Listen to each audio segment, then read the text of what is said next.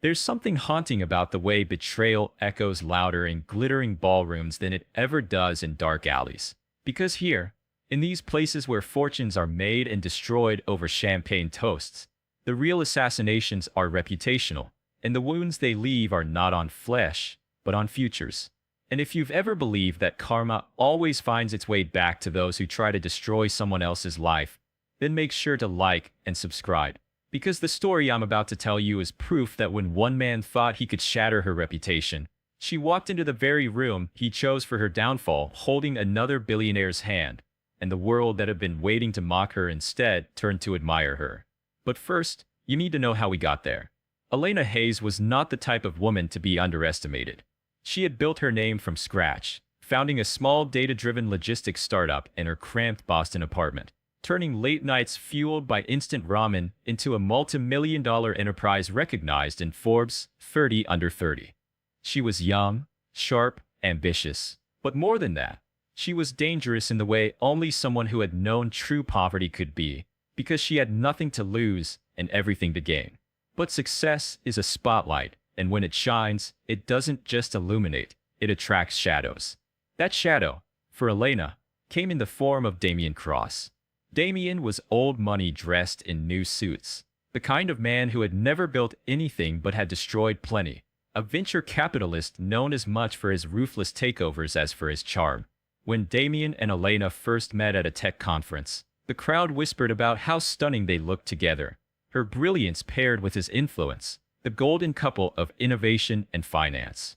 He courted her publicly, and when he slipped a diamond ring onto her finger at a rooftop party under the city lights, the press hailed them as a merger of power and love.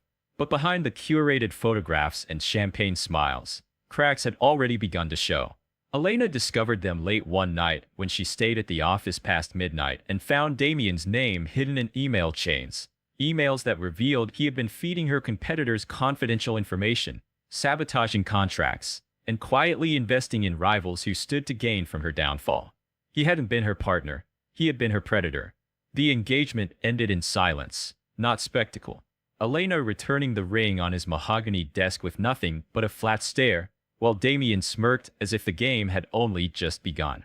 And it had, because Damien wasn't the type to lose quietly. Within weeks, whispers began swirling. Anonymous sources told industry blogs that Elena's company was drowning in debt. Tabloids hinted at inappropriate relationships between her and investors. At networking events, old allies suddenly kept their distance, their smiles polite but their eyes wary. Damien didn't confront Elena directly. He didn't need to. He let the poison spread through the very circles that had once cheered her rise, and soon her reputation, her most valuable currency, was bleeding out by 1,000 subtle cuts. It all led to one night, the Winter Legacy Gala, the crown jewel of the city's social calendar. It was a charity fundraiser attended by politicians, CEOs, and billionaires whose signatures could change the fate of entire industries. Elena hadn't planned to go, but when word reached her that Damien had bragged about finishing her off at the gala, she knew she couldn't hide. The whispers had already branded her. Now she had to choose whether to face the execution squarely or let herself be erased. That evening, as Boston's skyline glittered beneath the frost of January, Damien arrived first, every inch the villain who believed himself untouchable. He wore a smile that didn't reach his eyes as he moved through the marble halls of the Astoria Hotel, glass of champagne in hand, leaning into journalists. Microphones to hint that Elena's empire was on the brink of collapse, and that some people just aren't built for the big leagues. His words dripped like honey, but they were venomous enough to have the crowd buzzing with anticipation, waiting for Elena to appear so they could watch her crumble. But Elena wasn't about to enter that ballroom the way Damien expected. While he smirked and spread his carefully sharpened rumors, Elena was somewhere else, slipping into a gown the color of midnight, one that shimmered with every movement as if she had wrapped herself in resilience itself. And at her side, waiting with the quiet gravity of a man who had never needed to raise his voice to command attention, was Alexander Pierce.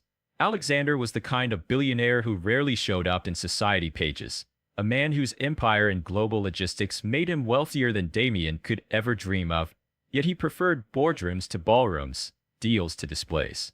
For years, he had been whispered about as untouchable, someone who didn't align himself with anyone, not politicians, not celebrities, not lovers. And that night, when Elena slipped her hand into his, Alexander didn't just accompany her, he aligned with her. Outside, cameras had already started flashing, journalists' pins scratching furiously as Elena and Alexander emerged from their car. Murmurs rippled like wildfire. What was Alexander Pierce doing here, and why was his hand intertwined with hers? By the time the double doors of the ballroom swung open and the pair stepped inside, every head turned. Glasses froze midair.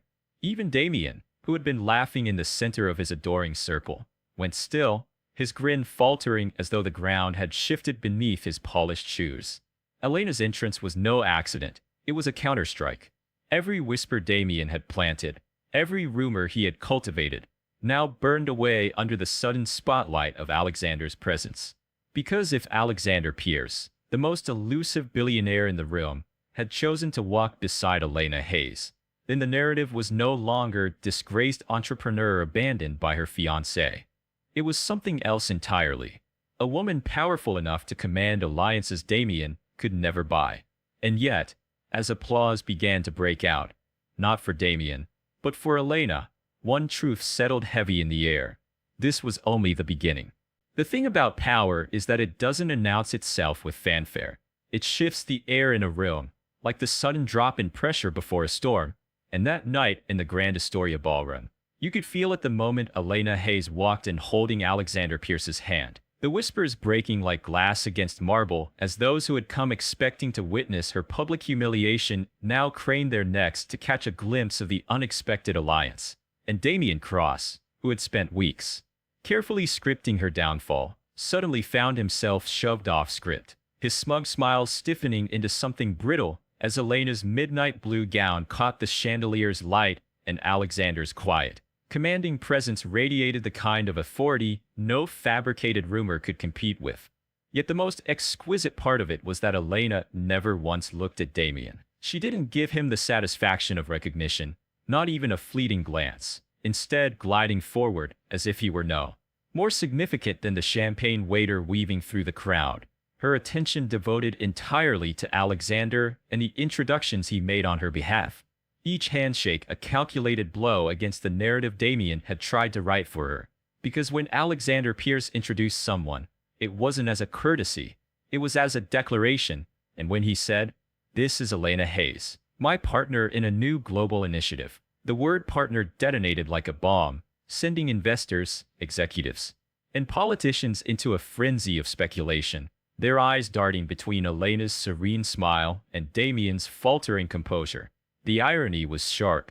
Damien had chosen the gala as the stage to strip Elena of credibility, but Alexander had turned the same stage into a coronation. And every person in that glittering ballroom understood instantly that to dismiss Elena now would be to risk being on the wrong side of Alexander Pierce's favor, which was as close to social and financial suicide as anyone in that room could imagine. So the crowd that had once been complicit in spreading Damien's whispers now pivoted with practiced ease, surrounding Elena with congratulations, admiration, and opportunistic praise, their fickleness a testament to how fragile Damien's supposed dominance really was. Still, power never retreats quietly. And as the orchestra played on and Alexander guided Elena through the crowd with the ease of a man who had conquered boardrooms on 3 continents, Damien maneuvered closer, his jaw tight, his smile back in place but laced with venom, waiting for the moment when Alexander would step away so he could confront her, because Damien believed in 2 things above all else: that women were pawns to be moved, and that reputations could be shattered as easily as crystal flutes dropped on marble. But what Damien failed to understand was that Elena was not the woman he had once thought he could control. She was no pawn, she was the player, and the board had shifted in ways Damien hadn't accounted for.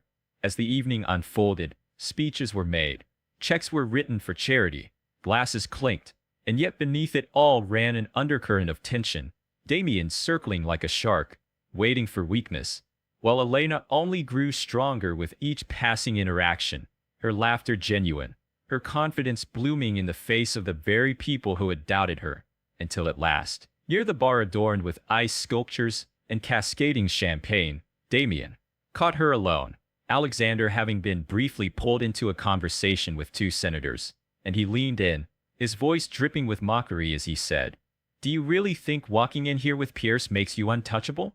He'll get bored of you like all the others, and when he does, you'll be back where you started, alone and irrelevant." His words designed to cut deep, but Elena only tilted her head, her calm expression betraying none of the fire simmering beneath, and she replied softly enough that only he could hear, "I didn't need Alexander to silence you, Damien. I already won when you resorted to lies instead of competing with me honestly." A line that landed harder than any public spectacle could have, because Damien knew it was true, knew that he had abandoned strength for sabotage, and the realization flickered in his eyes before he masked it with a sneer, whispering back, "Enjoy your little moment, Elena, because I've got something planned that Pierce's money can't shield you from." A threat vague enough to be dismissed, but sharp enough to lodge like a thorn, though Elena, refusing to cede even an inch of power, raised her glass and smiled as she said, "Then I suggest you plan quickly, Damien, because my moment isn't little, it's only just beginning." And with that, she turned her back on him, rejoining Alexander and leaving Damien standing in the shadow of his own unraveling, his reflection fractured in the crystal glass he held, his hand tightening around the stem as if the act of holding on might prevent what was already slipping away. Yet the night wasn't over, and the seeds Damien had sown weren't finished bearing poison, because as Elena basked in the glow of newfound alliances, as Alexander's hand on her back steadied her like an anchor in a storm, Damien's threat lingered, a reminder that even when the tide turns in your favor, storms can rise again without warning. And the question that clung to the edges of the glittering gala was not whether Elena had triumphed, because she had, but whether Damien's desperation, cornered and humiliated, might make him more dangerous than ever before. The thing about men like Damien Cross is that when their masks crack, they don't gracefully retreat.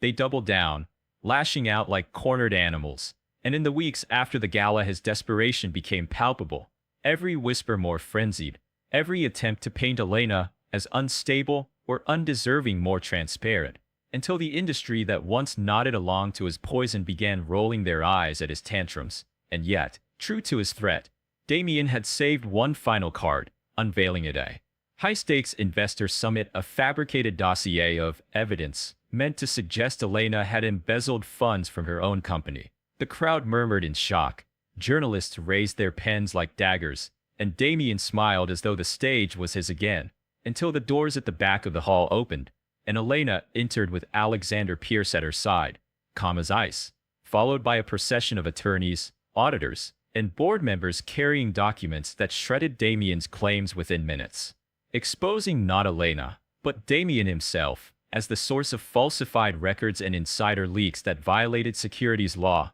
And the shift in the room was instant, like the moment a storm breaks and the sun floods through, Damien's face blanching as federal investigators stepped forward, summoned not by Elena's panic, but by her planning. Because while he had been obsessing over her downfall, she had quietly been gathering proof of his, and when the handcuffs clicked around his wrists, the only sound louder than the cameras was the quiet murmur of respect as investors and rivals alike turned to Elena with admiration, recognizing not just her brilliance, but her resilience, her ability to stand unbroken where another might have crumbled. And so the story ended not with Elena vindicated by Alexander's presence, but with Alexander admiring her strength, standing not as her savior, but as her equal, his hand steady in hers as the world finally saw what Damien never could, that Elena Hayes didn't need to be defined by the man who tried to destroy her, because she had built her power on her own terms. And tonight, walking out of that hall with the weight of victory light on her shoulders, she had not just defended her reputation, she had transformed it into something untouchable, a legend whispered not in pity but in awe.